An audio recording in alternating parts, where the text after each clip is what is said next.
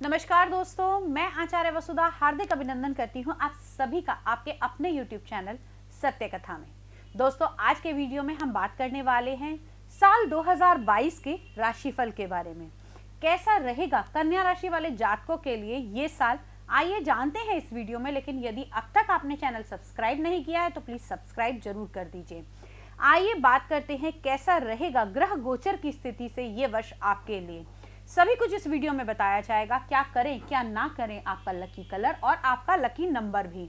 तो वीडियो के साथ जुड़े रहिए। चलिए सबसे पहले बात करते हैं साल की जैसे ही शुरुआत होगी, यानी कि 1 जनवरी 2022 को यदि मैं ग्रह गोचर स्थिति देखूं तो कन्या राशि वाले जातकों के लगन के स्वामी आपके पंचम भाव के अंदर विराजमान है। लगन के स्वामी का पंचम भाव के अंदर आना एक बहुत ही अच्छा साइन है। तो साल की शुरुआत के दिन आपका स्वास्थ्य ठीक ठाक रहेगा, कोई ऐसी घबराने वाली बात नहीं है। अब बात कर लेते हैं आपके तीसरे घर के अंदर, यानी कि आपके बल, पराक्रम, साहस, भुजाओं और साथ ही साथ आपके मित्र संबंधियों के घर के अंदर बैठे हैं मंगल, केतु और साथ ही साथ चंद्रदेव। तो न्यू ईयर वाले दिन आपके भाइयों का सहयोग आपको मिलेगा, कोई गेट टुगेदर कर सकते हैं। इस बीच आप सोशल मीडिया से बहुत जुड़े रहेंगे, लेकिन साथ ही साथ इस समय में आप बहुत ही अग्रेसिव हो सकते हैं।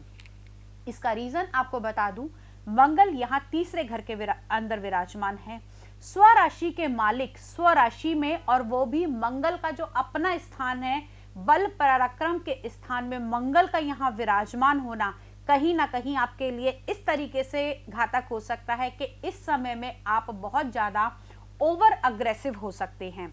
अपनी वाणी के ऊपर थोड़ा सा संयम रखें और साथ ही साथ अपने अग्रेशन को अच्छी चीजों में यूज करें, क्योंकि यहां से मंगल बैठकर दृष्टि देंगे आपके कर्म भाव को भी। तो यहां पर आप इस एनर्जी को कन्वर्ट करके अपने कार्य क्षेत्र के अंदर लगाइए। जब भी आपका मन करता है या आपको किसी चीज के ऊपर अग्रेशन आता है, उस एनर्जी को आप अपने कार्य क्षेत्र के ऊपर एक्टिवेट कर दीजिए। साथ ही साथ मंगल की दृष्टि आपके सप्तम दृष्टि आपके नवम भाव पर पड़ेगी, जहां राहु पहले से विराजमान है। तो यहां पर आपके द्वारा लिए हुए कोई भी डिसीजन आपके भाग्य में रोक लगा सकते हैं। आप अग्रेसिव होकर कोई कार्य ना करें। यदि भाइयों के साथ आपका कोई संपत्ति को लेकर कोई वाद विवाद चल रहा है या कोई कोर्ट केस चल रहा है, तो इस टाइम पीरियड के अंदर, यानी कि साल के शुरुआत में, आप उसको ज्यादा छेड़छाड़ ना करें, आपके लिए इतना ज्यादा फ्रूटफुल नहीं होगा। अब बात कर लेते हैं चौथे घर के अंदर। चौथा घर यानी कि हमारे हार्ट का कारक, हमारी छाती का घर, और साथ ही साथ हमारी माता का सुख संपत्ति और हमारे ऐशो आराम का घर माना जाता है। और सूर्य हमारी कुंडली के अंदर हमारी आत्मा का और हमारे हृदय का कारक माना जाता है। चौथे घर के अंदर सूर्य का विराजमान होना यहाँ पर कहीं ना कहीं आपकी हार्ट बीट को थोड़ा सा बढ़ाएगा। साथ ही साथ अगर मैं देखूं तो यहाँ पर आपको हल्की फुल्की ब्लड प्रेशर की संभावना इस समय में बन सकती है। तो अपने खाने पीने पर, अपनी सैर पर पूरा कंट्रोल करके रखिएगा। सैर जरूर कीजिएगा, व्यायाम जरूर करिएगा। बुध और शनि आपके पंचम भाव में, पंचम का मालिक स्वयं पंचम भाव के अंदर विराजमान है, जो एक अच्छा साइन बनता है, क्योंकि आपकी कुंडली में ये तीसरे भाव के स्वामी हैं, तीसरे त्रिकोण के स्वामी, यानी कि आपके पंचम भाव के स्वामी हैं। पहला, पंचम और नवम भाव हमारे त्रिकोण माने जाते हैं। यहाँ पर स्वराशि का या यहाँ के जो ग्रह हैं वो हमारी कुंडली में विशेषकर लाभदायक होते हैं। शनि का ये गोचर यहाँ पर आपके लिए फ्रूटफुल रहेगा। साथ ही साथ इनकी दृष्टि आपके कुटुंब भाव पर, आपके 11वें यानी कि आपके प्रॉफिट के भाव पर रहेगी। तो शुरुआत 1 जनवरी से लेकर अप्रैल के महीने तक शनि का पंचम हाउस के अंदर होना आपके लिए लाभदायक रहेगा। आपके प्रॉफिट्स बढ़ेंगे और साथ ही साथ अगर आपको ऐसा लगता है कि आपका कोई माइंस का काम है या फिर आप किसी ऐसे कार्य में लगे हैं जो खाने पीने से जुड़ा हुआ है या फिर आपका लिक्विडिटी से या दवाइयों से जुड़ा हुआ, क्योंकि आपके यहाँ पर अगर हम देखें तो आपके कर्म के स्वामी बुध भी शनि के साथ ही विराजमान होंगे। तो कर्म का स्वामी, पंचम का स्वामी दोनों एक साथ बैठे हुए हैं, तो ये भी आपके लिए बहुत अच्छा और फलदायी साबित होगा। अगली बात करते हैं देवगुरु बृहस्पति के बारे में। तो देवगुरु बृहस्पति आपकी कुंडली के अगर हम देखें तो आपके चतुर्थ भाव के और आपके सप्तम भाव के मालिक माने जाते हैं। चतुर्थ भाव यानी कि ऐशो आराम और संपत्ति का मालिक।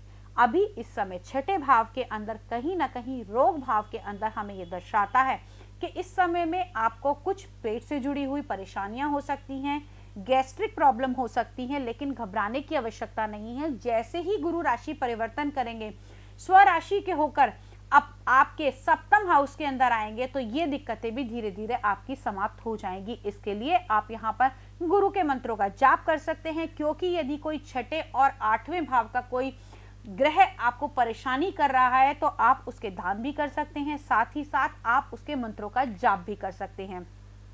तो अप्रैल तक के महीने के लिए अगर मैं बात करूं तो कन्या राशि वाले जातकों को इस समय में गुरु के मंत्रों का जाप करना चाहिए, गाय की सेवा करनी चाहिए, गाय को गुड़ और रोटी देनी चाहिए।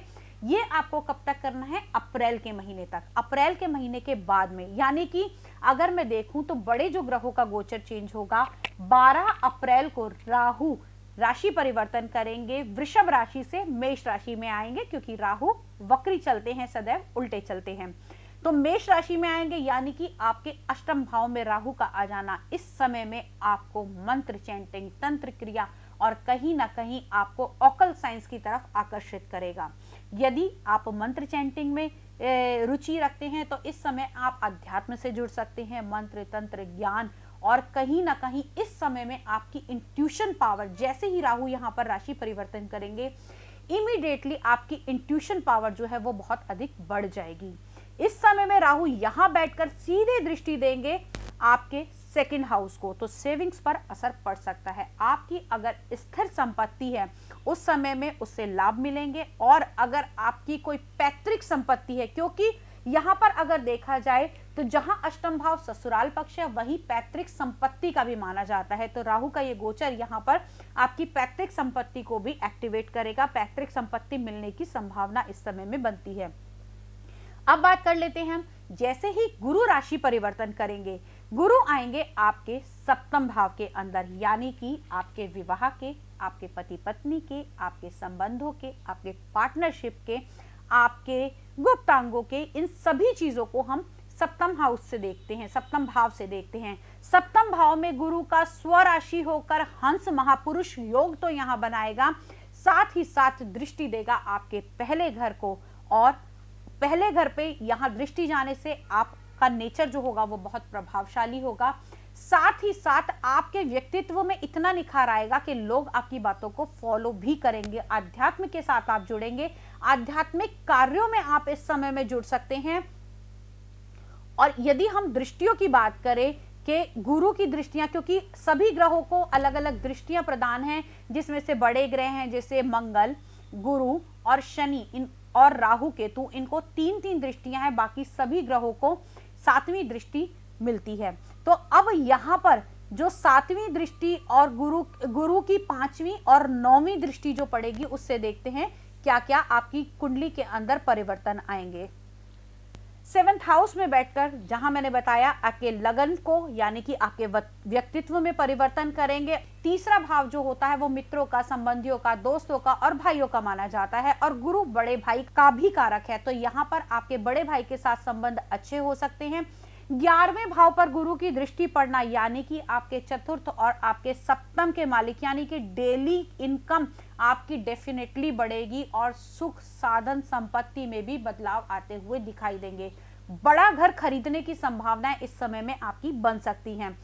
सूर्य और राहु का ये जो गोचर रहेगा अप्रैल के महीने में आपके अष्टम भाव के अंदर रहेगा। यहाँ पर ग्रहण योग बनेगा। आपके अष्टम भाव में सूर्य का यहाँ होना कहीं ना कहीं आपके इम्यून को वीक करेगा, और साथ में आपकी क्योंकि सूर्य जो है वो आत्मा का कारक माना जाता है।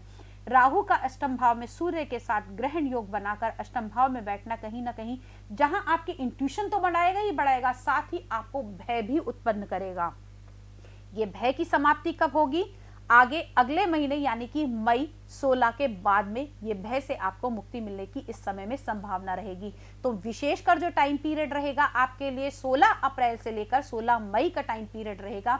इस समय में आप अनजाने भय से या फिर किसी बड़े नुकसान के होने की सोच के टेंशन भी इस समय आपकी बढ़ सकती है। अब बात कर लेते हैं हम शनि के ग्रह गोचर के बदलाव के बारे में। दोस्तों, शनि जहां अब तक आपके पंचम भाव के अंदर स्वराशि के थे, अब आपके छठे भाव के अंदर आएंगे। छठे भाव के अंदर शनि का स्वराशि होना यानी कि इस समय तो आप अपने शत्रुओं पर बड़े ही भारी पड़ने वाले हैं। कोई केस चल रहा है, कोई वाद विवाद चल रहा है, कोई षड्यंत्र चल रहा है, पूरी तरह इस समय में समाप्त हो जाएगा। लोन अगर कोई बड़ा ले रखा था तो उसके पूरे होने की संभावनाएं इस समय बनेंगी। नए नए आपकी इश्यूज बनेंगे। वो इश्यूज कैसे बनेंगे? क्योंकि यहाँ से शनि की दृष्टि आपके 12वें भाव पर भी है, और 12वां भाव यानी कि विदेश का, यात्राओं का और नई नई डील्स भी आप इस समय में क्रैक कर सकते हैं। लेकिन शनि की यहाँ पर राहु पर दृष्टि भी पड़ेगी। शनि की तीसरी दृष्टि राहु पर पड़ेगी, तो थोड़ा सा अपने आप को मेडिटेशन लेवल के अंदर जरूर लेकर जाएं, अन्यथा आपको बेवजह की टेंशन इस समय में बढ़ सकती हैं। ये बड़े ग्रहों का गोचर हमने बताया कि शनि, गुरु और राहु और केतु का ये गोचर जो बदलाव होगा वो कैसा रहेगा आपके लिए, आपकी राशि पर। अब बताते हैं आपके कर्म क्षेत्र के अंदर आप क्या क्या बदलाव कर सकते हैं। क्योंकि आपकी राशि के स्वामी बुध हैं और बुध बड़ी जल्दी जल्दी राशि परिवर्तन करते ही रहते हैं, तो यहाँ पर अगर आप गणेश वंदना या फिर अपने घर के अंदर या अपने ऑफिस की उत्तर दिशा के अंदर आप अगर ग्रीन कलर की कोई भी वस्तु रखें या फिर हरे मूंग आप वहां पर रख सकते हैं। मंगलवार को आप ये हरे मूंग रखिए और बुधवार की सुबह आप इन्हें पक्षियों को डाल दीजिए, क्योंकि जैसे जैसे कबूतर, चिड़िया, पक्षी कोई भी इन हरे मूंग को खाएगा, वैसे ही वैसे एक तो राहु का प्रभाव कम होगा, दूसरा आपके कार्य क्षेत्र में उन्नति होगी और नई नई अपॉर्चुनिटीज आपके कार्य क्षेत्र में बनती रहेंगी। साथ ही साथ जो लोग कंप्यूटेशन से जुड़े हैं, मेडिकल लाइन से जुड़े हैं, किसी प्रकार की रिसर्च में लगे हुए हैं, या फिर आप लोग किसी सीए का, सीएस का एग्जाम दे रहे हैं, कैट की तैयारी कर रहे हैं, उन लोगों के लिए भी ये वर्ष बहुत अच्छा जाने वाला है, क्योंकि राहु अष्टम भाव में आपको बहुत ज्यादा डीप नॉलेज देगा और आपको रिसर्च की तरफ लेकर जाएगा। तो शिक्षा की दृष्टि से भी ये आपके लिए बहुत ही अच्छा समय रहने वाला है। ये तो था ग्रह गोचर कन्या राशि वाले जातकों के बारे में। अगले वीडियो में आपसे फिर मिलूंगी, लेकिन साथ साथ टिप भी याद रखिए कि इस समय में आपने अधिक से अधिक जितना हो सके उतना ओम गंग गौरी सुताय नमः का पाठ करना है। जी हाँ, ओम गंग गौरी सुताय नमः, क्योंकि भगवान गणपति को गौरी के पुत्र के रूप में पूजा जाता है। या फिर अगर आपको ये याद नहीं रहता तो आप सीधे सीधे ओम गंग गणपतये नमः का भी जाप कर सकते हैं। ये भी आपका करना संभव नहीं है तो अपना एक रूटीन बनाइए कि इस पूरे वर्ष मैंने बुधवार के दिन कम से कम भगवान गणपति को लड्डू का या मोदक का भोग अवश्य लगाना है। सिर्फ ये एक बदलाव आपके जीवन में बहुत ही अच्छे लाभ लेकर आएगा। आप लोगों के लिए यानी कि कन्या राशि वाले जातकों के लिए ये उपाय सिर्फ इस वर्ष के लिए नहीं, क्योंकि आपके लगन के स्वामी बुध देव हैं और बुध देव को कहीं ना कहीं हम गणपति जी से भी कनेक्ट करते हैं, तो गणपति आराधना आप लोगों के लिए विशेषकर लाभकारी होगी। अगले वीडियो में आपसे फिर मिलती हूँ कुछ नया लेकर, कुछ इंटरेस्टिंग लेकर। तब तक के लिए चैनल से जुड़े रहिए, हमारे वीडियोस देखते रहिए, लाइक, सब्सक्राइब और कमेंट जरूर कीजिए कि आप किस विषय पर हमसे वीडियो पाना चाहते हैं। तब तक के लिए जय माता दी।